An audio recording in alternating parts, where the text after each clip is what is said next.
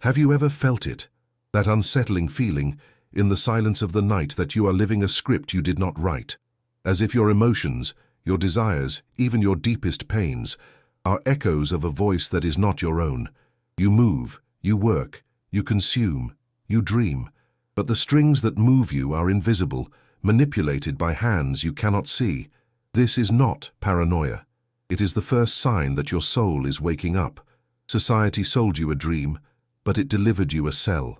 A comfortable cell with walls decorated with diplomas, social media posts of success, and the promise of happiness in the next product, the next promotion, the next external validation.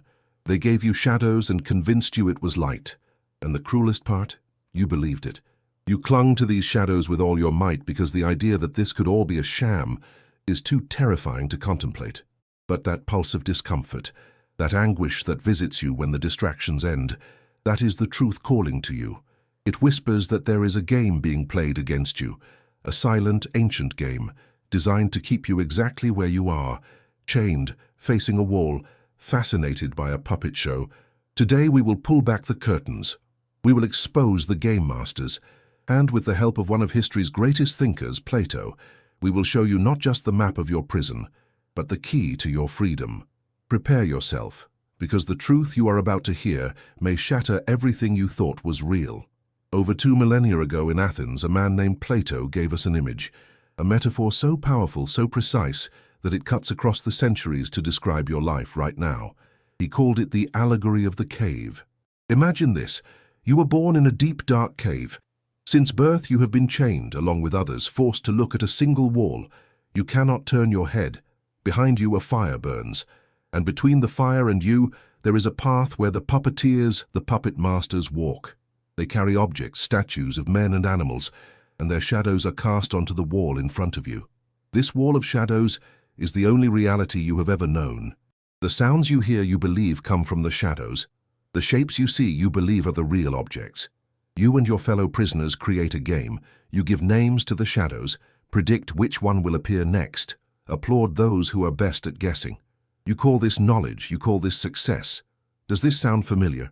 Think about your wall. It's your phone screen, your TV screen, the news feed that tells you who to hate today, the advertisement that creates a void inside you and then sells you the filler, the culture that defines what it is to be beautiful, successful, happy. It's the opinions of others, the expectations of your family, the social pressures that have molded you since childhood. These are your shadows. And you have been trained to love them. You've been trained to believe the performance of happiness on Instagram is happiness, that your job title is your value, that the number in your bank account is your security. Plato saw this. He saw that humanity lives by default in a manufactured reality, a reality designed by those who benefit from keeping your eyes fixed on the wall. The question isn't whether you are in the cave. The question is, have you begun to suspect that the shadows are not all there is? Where does this pain come from?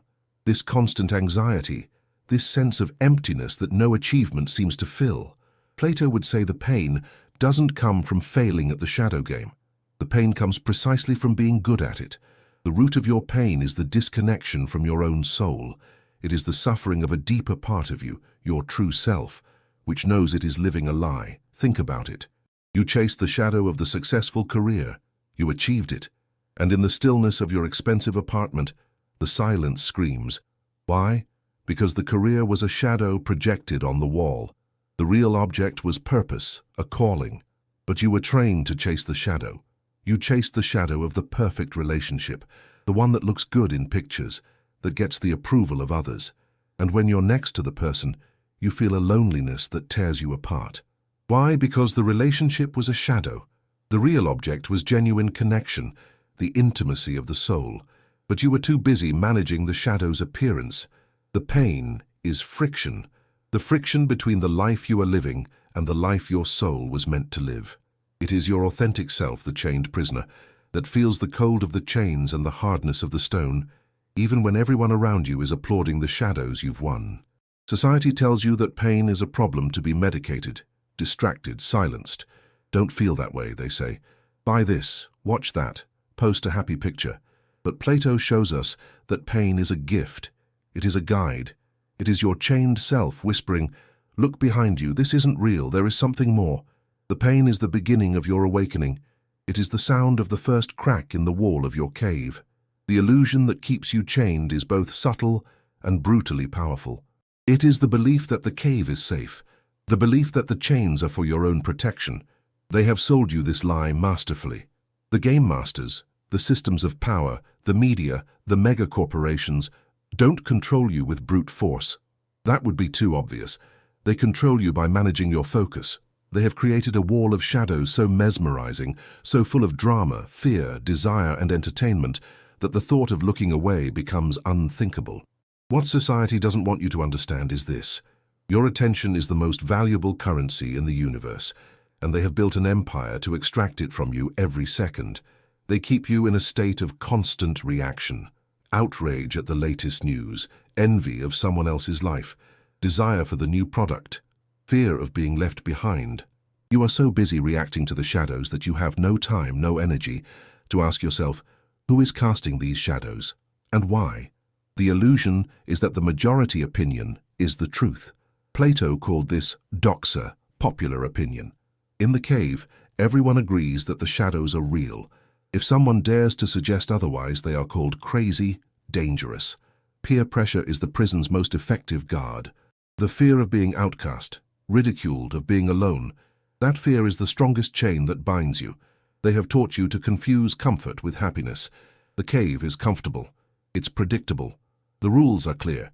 Play the game. Guess the shadows. Don't ask too many questions. Leaving the cave? That's uncomfortable. It's lonely. It's terrifying.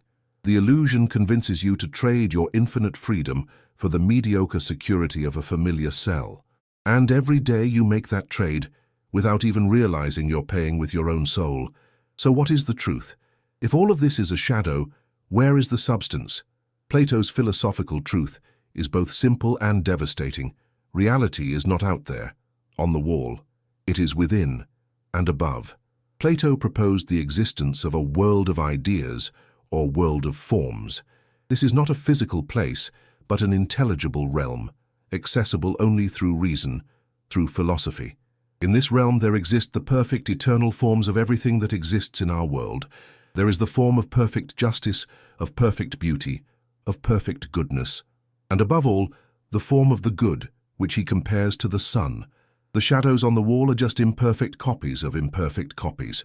The horse we see in the world is a copy of the perfect form of horseness.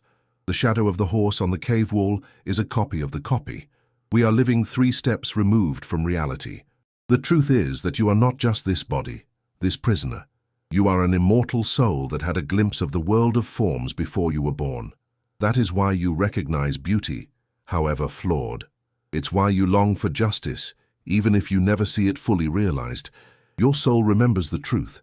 That anguish you feel is homesickness. Breaking the game is not about finding a better shadow show. It's about beginning the journey out of the cave. It is turning your back on the wall and starting the arduous climb towards the light.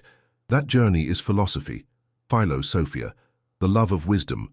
It is the process of using your reason to free yourself from the chains of opinion and illusion and to begin to perceive things as they truly are. The truth is not a piece of information to be consumed. It is a state of being to be achieved, and the tool to achieve it isn't on any screen. It's inside your own mind. No one said the truth would be easy. Plato describes the moment the prisoner is freed and forced to turn around. First, the light of the fire blinds him. It hurts. He is confused.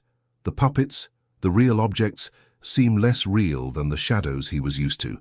His first reaction is to want to turn back to the familiar, comfortable darkness of the wall. This is the internal conflict that happens when you discover the game. It is chaos. It is the pain of disillusionment. Suddenly, the people you admire look like manipulators. The institutions you trusted seem like frauds. Your own achievements feel hollow. It is a grieving process. You are mourning the reality that has died. Your friends and family, still chained in the cave, will not understand. When you try to explain what you've seen, your words will sound like madness. They will laugh at you. They will tell you you're overthinking it, that you're being negative. They will defend their chains, because the idea that they too are imprisoned is unbearable. They will try to pull you back. Come back to the wall, they'll say. The show is about to start. This is the loneliest stage of the journey. You are caught between two worlds. The darkness of the cave no longer satisfies you, but the light of the sun outside is still too bright for your eyes. This is where many give up. The pain of transformation is so intense that they run back to the safety of the lie. But the real transformation begins when you endure this pain, when you accept the temporary blindness, when you understand that confusion is a sign of progress. It is the sound of your old perceptions shattering to make way for a new vision. It is your soul adjusting to a stronger light. You must pass through this fire. You must walk through this desert of loneliness. Because it is in this conflict that your strength is forged. It is here that the prisoner dies and the philosopher begins to be born. How do you live after you've seen that reality was a stage play? How do you rebuild a world from the ashes of your old life? Plato's philosophy is not just a diagnosis. It is a manual for reconstruction. Liberation is not an event. It is a continuous process. First, you must take responsibility for your own mind.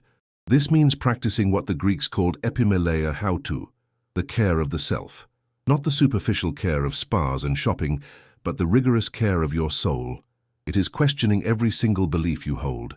Where did it come from? Does it serve the truth or does it serve the game masters? It is a brutal exercise in intellectual honesty. Second, you must nurture your reason. Turn off the noise. Turn off the endless feed of opinions and outrage. Find silence. Read books that challenge you. Have conversations that explore ideas, not people. Learn to think long and deeply instead of reacting quickly and shallowly. Your reason is the muscle that will pull you out of the cave. Use it, or it will atrophy. Third, you must seek the good, the beautiful, and the true in your daily life, not as abstract concepts, but as living practices. Instead of chasing success, the shadow, pursue excellence in what you do, the substance. Instead of collecting friends on social media, shadows, cultivate a few deep, genuine connections, the substance. Find beauty in nature, in art, in the virtue of a kind act. These are the small glimpses of sunlight that find their way into the cave. Follow them. The reconstruction is the creation of an inner life so rich, so solid, that the shadows of the outer world lose their power over you. You still live in the world, but you no longer belong to it. You see the puppet show for what it is, and you might even find it amusing at times, but it no longer defines you. You no longer need the approval of the other prisoners because you are seeking the approval of your own soul, aligned with the truth. You stop playing their game and you start living your journey. Plato left us with a final warning, a dark conclusion to his allegory. If the freed prisoner, whose eyes have adjusted to the sunlight, were to return to the cave out of compassion to free the others, they would not welcome him as a savior. His eyes, now used to the light, would no longer see well in the darkness. He would stumble. He would no longer be good at guessing the shadows. The other prisoners would say that the journey out of the cave had ruined him, that it had left him blind, and if he tried to free them by force, they would kill him. The truth cannot be forced upon you, it must be chosen. The game being played against you only works as long as you consent to play. The chains that bind you are forged as much by your ignorance as by your compliance. Now, the ignorance has been removed. You have seen the strings. You know about the fire, the puppeteers, the wall. You cannot unsee it. The veil has been torn. The only question that remains is not for Plato, nor for me. It is for you, here and now. The cave is dark, but it is familiar. The world outside is real, but it is blinding. The journey out is the most difficult task you will ever undertake. It will require you to sacrifice your comfort, your old relationships, your former identity. But the promise is not of easy happiness. It is of something far greater. It is the promise of reality, the promise of finally knowing yourself and the world as they truly are. The door to your cell is open. The sunlight is streaming through the crack. Will you keep staring at the shadows on the wall, or will you turn and face the glorious pain of your own liberation? If this video touched something inside of you, leave a like, subscribe to the channel, and share it with someone who needs to hear this today. Comment below with what made you think the most. We'll see you in the next video.